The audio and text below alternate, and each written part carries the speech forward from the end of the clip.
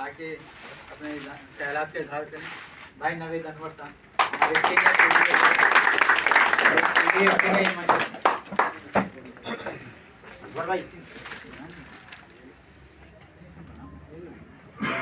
आऊज़ु बिल्लाहि मिनश शैतानिर रजीम, बिस्मिल्लाहिर्रहमानिर्रहीम। तवज्जो चाहूँगा। एक तो ये कि यूनाइटेड ऑफिसर्स पैनल का जो इंतखाबी निशान हमने मांगा है वो मांगा है मुक्का, और सेकंड ऑप्शन के तौर पे हमने कलम। तो मेरे ख्याल से 1-2 दिन में ज़ाब्ता खिलाफ की मीटिंग होगी तो इंतखाबी निशान जो है वो फाइनल हो जाएगा। सोशल मीडिया के ज़रिए भी जो हमारे यहाँ नुमाइंदे हैं अकबर भाई, जुल्करनैन भाई, वो आपको बता भी देंगे। अच्छा, दूसरी बात मैं इसलिए कहूँगा कि मैंने पॉइंट्स लिखे हैं, उसके साथ से बात करूँगा। जो साबका एडमिनिस्ट्रेटर हैं जिन्होंने हमारे 5 करोड़ रुपए ज़ाया किए और मेरे ख्याल से 5 लाख रुपए रह गए, वो मुख्तलिफ लोगों से कांटेक्ट कर रहे हैं, जैसे कि उन्होंने बताया कि बासी भाई से भी किया और उनको मुख्तलिफ इंटेंसिव का लालच दिया। ये मैं इसलिए बता रहा हूँ कि अभी तक की इतलात के मुताबिक तो तमाम लोगों ने उनको इनकार कर दिया, क्योंकि वो चाहते हैं कि उन पर जो इंक्वायरी है वो रुक जाए। लेकिन कुछ इत्तलात ऐसी आ रही हैं कि कोई एक यूनियन का कोई एक फ़र्द शायद उनके हाथों ट्रैप हो गया और वो कोर्ट जाके इस इलेक्शन को रुकवाने की कोशिश करेगा। और वो शख्सियत वो है जो पहले भी अपना वोट बेचती रही है, जिसने इस मौजूदा CBI के इलेक्शन में भी अपना वोट बेचा है। क्योंकि इलेक्शन रुकवाने की कोशिश या साजिश वही करेगा जिसको अपनी शिकस्त नजर आ रही हो। जीती हुई पार्टी कभी भी जो है वो इलेक्शन के खिलाफ वोट जो है वो नहीं जाती। जैसे कि हालिया CBI का जो इलेक्शन हुआ उसमें मुख्तलिफ तरीके से इश्तियाल अंगेजी होती रही, मगर मैं बाहर बैठ के भी अपने दोस्तों से जो है ये बार बार कहता रहा कि किसी तरीके से भी जब तक रिजल्ट अनाउंस ना हो जाए आपने किसी इश्तियाल अंगेजी का जवाब नहीं देना, क्योंकि आप जीतने जा रहे हो। तो ये चीज़ जहन में रहे, जो कोर्ट जाएगा और इस इलेक्शन को रुकवाएगा और दोबारा हमारे सर पे एडमिटर मुसलत करेगा तो जो है आया होना चाहिए, उसका चेहरा आप लोगों के आगे आया होना चाहिए। अच्छा, दूसरा ये कि परफॉर्मेंस, क्योंकि KDA क्लब का इलेक्शन की साइंस बिल्कुल डिफरेंट है।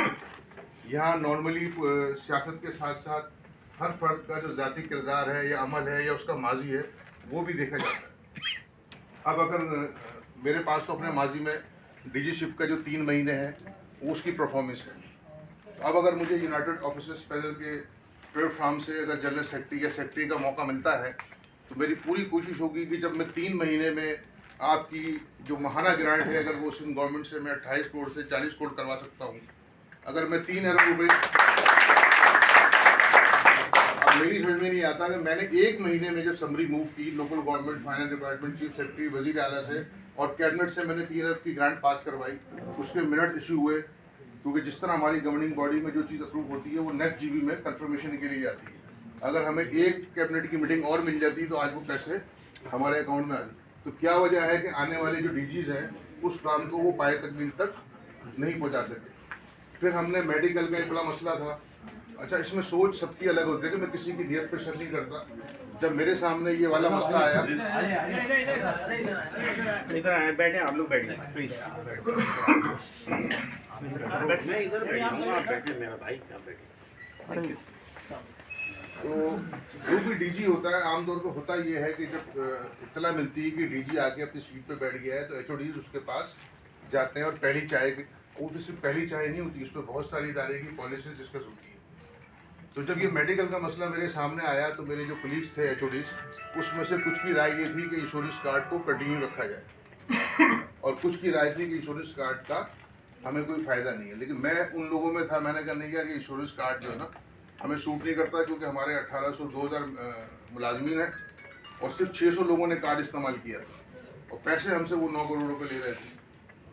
और उसमें प्रॉब्लम ये थी कि जो 1 से 15 का 3.5 लाख की लिमिट थी और मेरे ख्याल से 5 लाख की लिमिट थी। तो मैंने कहा 4 लाख की लिमिट थी, तो मैंने कहा यार ये तो पॉसिबल नहीं है। किसी का अगर ट्रांसप्लांट हो रहा है, किसी का अगर हार्ट सर्जरी हो रही है तो वो फिर कहाँ जाएगा। मैंने कहा नहीं, इसको अनलिमिटेड होना चाहिए। और हमने जो है वो इंश्योरेंस कार्ड, जबकि आपको ये भी पता है कि इंश्योरेंस कार्ड पे क्या क्या ऑफर्स होते हैं, तो उन तमाम ऑफर्स को ऑफिसर्स को जो जितनी भी ऑफर्स आ रही थी उनको रिजेक्ट किया और गांव मेडिकल को पैनल पर लेकर आए। और उसमें ना सिर्फ हमने हाजिर सर्विस 2000 मुलाजमीन, बल्कि हमने जो 4000 हमारे रिटायर्ड पेंशनर्स हैं उनको भी हमने पैनल पे लिया और उसकी जो 25 लेबॉर्ट्रीज है कराची की उसको भी पैनल पे लिया। मैं अगर बात करूंगा तो अल्लाह ताला, मैं तो कहता हूँ अल्लाह ताला ने वो काम करवाया। चाहे हमारा हमने नीचे कमांड एंड कंट्रोल सिस्टम बनाया हो, बहुत इस वक्त क्या कहना चाहिए कि एसोसिएशन की या सीबीआई की कंपेनी से बताने का मकसद ये है कि अल्लाह ने अगर मौका दिया तो 3 महीने की मुद्दत में इतने काम हो गए। अच्छा, अब आते हैं जैसे कलेक्ट करने की बात इन्होंने भी की, तो उसकी भी वजाहत ज़रूरी है कि कराची बदमनी केस में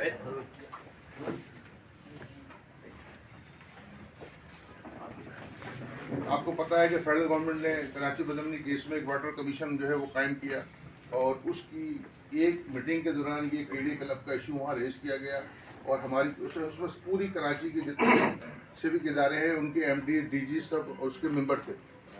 और बस जैसे कहते हैं ना कि हमारी उस दिन बदकिस्मती ये है कि उस दिन उस मीटिंग में हमारा केडीए का डीजी प्रेजेंट नहीं था। उस दिन ये इशू रेज हुआ और उस वक्त के चीफ जस्टिस ने इस पर एक्शन लिया और ये हमारा मसला हुआ। और दूसरी एक बात, क्योंकि शक्ल में जो है वो बाहर रखा जाए, और भी प्लान है हमारा मंशूर आप देखेंगे, तो उसमें आखिर में गुजारिश ये है कि 15 जनवरी को याद रखें। बहुत सारे लोग रिटायर, क्योंकि क्लब के इलेक्शन में 1800 में से मेरे ख्याल से 1200 या 1300 लोग हुए हैं जो घर पे हैं, रिटायर्ड हैं।